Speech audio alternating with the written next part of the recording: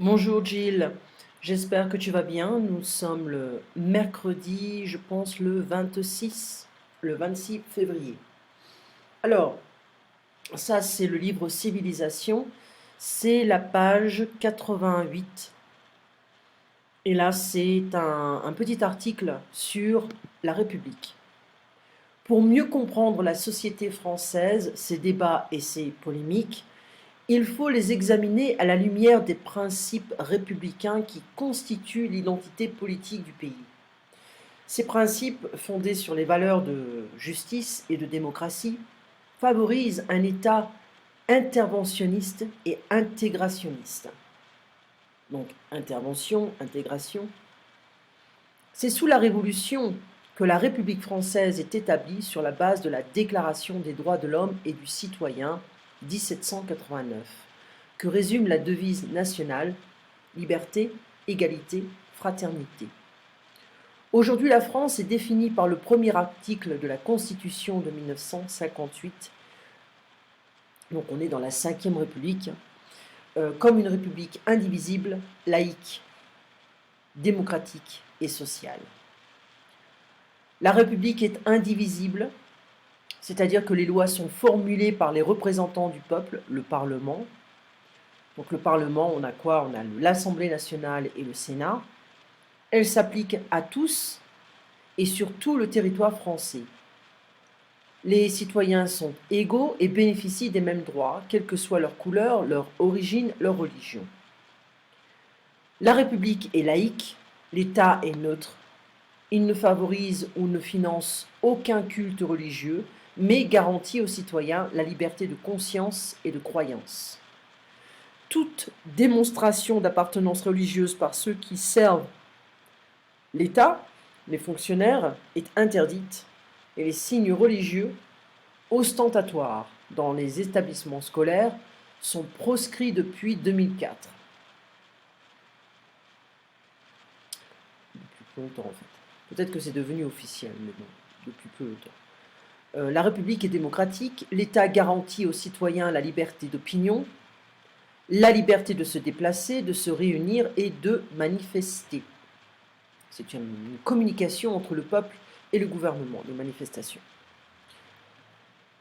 L'élection des représentants du peuple est faite au suffrage universel, la République est sociale, l'État est solidaire des citoyens, il promouvoir l'égalité des chances en assurant l'école pour tous. Il intervient pour assurer le bien-être social et la santé des citoyens en garantissant l'accès aux services publics. Donc, normalement, la République est là pour le peuple, pour l'aider, pour donner des chances, l'égalité, etc. Sur quel fondement reposent les principes républicains? Les principes fondés sur les valeurs de justice et de démocratie favorisent un État interventionniste et intégrationniste. À quelle époque a été fondée la République en France? Là, on parle de la Révolution, avec comme base la Déclaration des droits de l'homme et du citoyen. Quel texte historique a inspiré la Constitution républicaine? Ici, hein, on a la Déclaration des droits de l'homme. C'est le seul qu'ils en parlent, mais ce n'est pas forcément le seul. Et la France est définie par le premier article de la Constitution de 1958, une république indivisible, laïque, démocratique et sociale. Okay. Bon, quelles sont les 4 dimensions qui caractérisent la République française? Bon, là, on vient de le dire, hein, c'était là. Indivisible, laïque, démocratique et sociale. Comment l'État garantit la liberté de ses citoyens? Ben, l'État est neutre, la République est laïque, mais la République est indivisible, c'est-à-dire qu'on a des lois qui sont créées par un Parlement.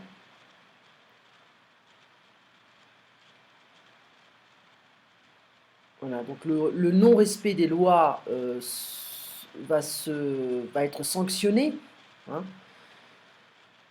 Ensuite, Comment l'État promeut-il l'égalité parmi les citoyens?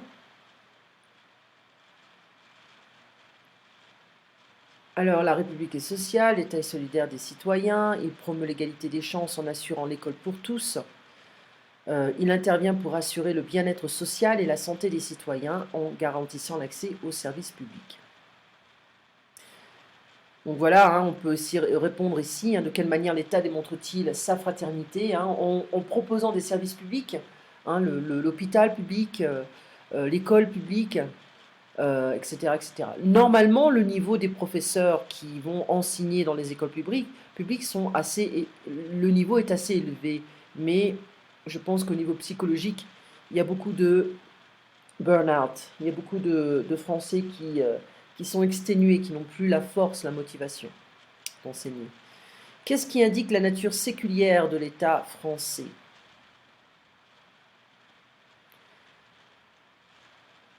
On a,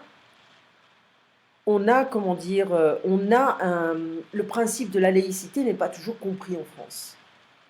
C'est un principe qui, normalement, on parle d'égalité religieuse, d'égalité professionnelle, d'égalité économique, etc. C'est pas toujours vrai, mais l'intention est là. Et pour éviter tout problème religieux ou politique, on va essayer de, pas forcément imposer, mais on va essayer d'établir des zones neutres un peu partout pour éviter. Donc c'est pour ça qu'on a plein de problèmes avec les musulmans en France qui ne respectent pas les principes fondamentaux de la République, c'est-à-dire le principe de neutralité et d'égalité. Voilà, donc on a des gens qui... moi, je m'en fiche de l'islam, je m'en fiche de la religion, c'est pas important, c'est un langage, c'est une communication, mais disons que je pense que quand on est dans un pays, on essaie de le respecter. Voilà. On essaie de respecter les bases, ou sinon on va ailleurs. Voilà. Si on n'aime pas ce pays-là, le France ou les États-Unis ou autre chose, on va ailleurs, on ne va pas s'imposer, on ne va pas créer des problèmes. Ce qui n'est pas le cas pour tout le monde qui arrive en France en tant qu'immigrant. Donc à la lumière de, c'est-à-dire par rapport à, ce n'est pas toujours les bonnes traductions. À la lumière, ça veut dire on réalise quelque chose à la lumière de ce texte, je peux comprendre ce qui se passe. D'accord? Je ne sais pas où est-ce qu'ils avaient utilisé ça. Il faut donc, pour mieux comprendre la société française, ces débats et ces polémiques, il faut les examiner à la lumière des principes. C'est-à-dire, on met une lampe sur les principes républicains, c'est-à-dire qu'on les comprend un peu mieux. Quand on comprend un peu mieux les principes républicains en France, eh bien on peut comprendre un peu mieux la société française. D'accord? Chose qui est négligée dans les cours de français. La devise, c'est le précepte national, laïque, séculier, indépendant de toute religion. Donc normalement, ce sont des lois qui ont été créées, qui ont été votées il y a longtemps pour établir le principe de neutralité dans les endroits publics, mais il y a des gens qui peuvent aller à l'encontre de ça, peuvent s'opposer à ça. Et comment on peut sanctionner ce genre de choses avec une police qui est débordée, une justice qui est saturée, c'est pas toujours facile. Droit, la faculté de faire quelque chose, jouir d'un privilège, c'est mon droit, it's my right, c'est ma prérogative. Quel que soit, sans distinction, whatever, no matter what. Ostentatoire, apparent, visible. Proscrit, interdit, non autorisé. Manifester, exprimer son mécontentement. Pas forcément son mécontentement, mais exprimer une émotion, exprimer quelque chose. Le suffrage, nous on a un suffrage universel. Le vote, c'est un vote.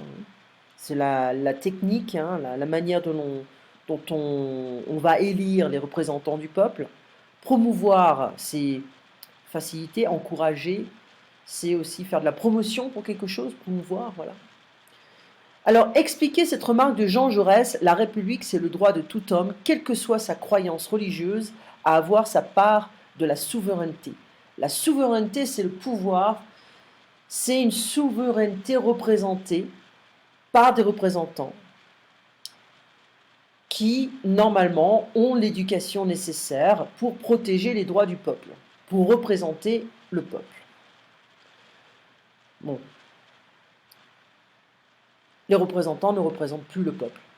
Les représentants, c'est une élite sociale ou républicaine, ou peu importe le parti politique, parce que c'est une distraction.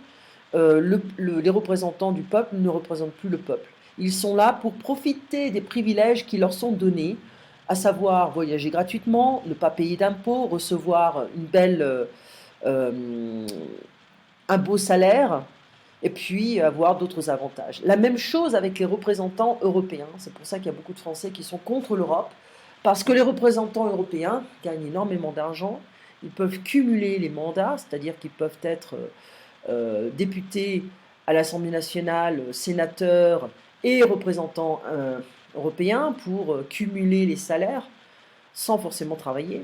D'accord ? Donc on a des privilèges qui ne sont pas partagés avec le peuple, donc on ne voit pas où est le principe d'égalité ici. Choisissez et commentez la proposition la plus proche de votre opinion personnelle. L'État doit jouer un rôle important dans les affaires publiques, interventionnisme. Le rôle de l'État dans les affaires publiques doit être minimal, libéralisme. Il faut faire attention, parce que là, on vit dans une époque capitaliste, c'est-à-dire qu'on a des corporations, des grosses entreprises qui peuvent intervenir politiquement en séduisant les représentants du peuple de manière financière. D'accord ? Ça, on a compris.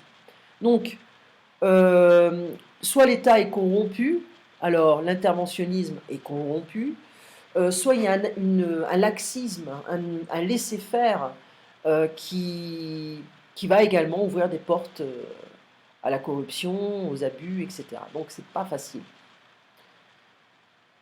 Il faut sélectionner les représentants du peuple et avoir laissé le peuple intervenir dans la destitution des mandats des représentants. C'est-à-dire que si les représentants ne sont pas capables de représenter le peuple peut forcer ces gens-là à démissionner.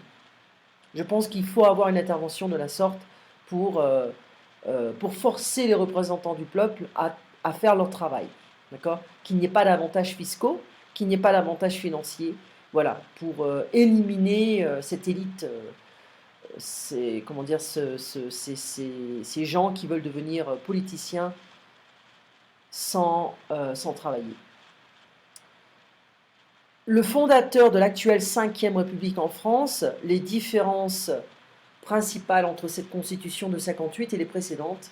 Alors il faut comprendre que depuis la Révolution française, on a cumulé différentes républiques. La Première République, Deuxième, là c'est la 5e République. La constitution de 1958 a été créée par le général de Gaulle, qui est né à Lille, là où j'ai fait toutes mes études. Donc les écoles de droit à Lille sont très prestigieuses. Enfin, il y en a une seule, là où j'ai été. Et donc on a un héritage politique et historique très important à Lille. La question de l'immigration en France, communautarisme, intégrationnisme, la réponse républicaine à ce débat, c'est un challenge parce que beaucoup d'immigrés essaient de recevoir le statut de... j'ai oublié le nom. Le statut de... C'est un statut protégé qui permet... Réfugié. Voilà, le statut de réfugié permet aux immigrés de pouvoir obtenir des avantages fiscaux, des avantages financiers. Ils peuvent avoir un logement gratuit, des vêtements, de la nourriture gratuite, un petit salaire sans travailler. Donc, en plus, on a beaucoup de musulmans qui viennent en France avec plusieurs femmes, alors que la polygamie est interdite. Ils ont plusieurs enfants avec ces plusieurs femmes. Donc, l'État français leur demande de choisir la femme officielle. Donc, ils vont cumuler tous ces enfants. Donc, ils vont cumuler toutes les allocations familiales pour tous ces enfants. Donc, ils n'ont pas besoin de travailler. Voilà. Voilà pour la République. Et je t'envoie une autre vidéo concernant communication progressive du français niveau avancé. D'accord ? Et puis un petit peu de short stories.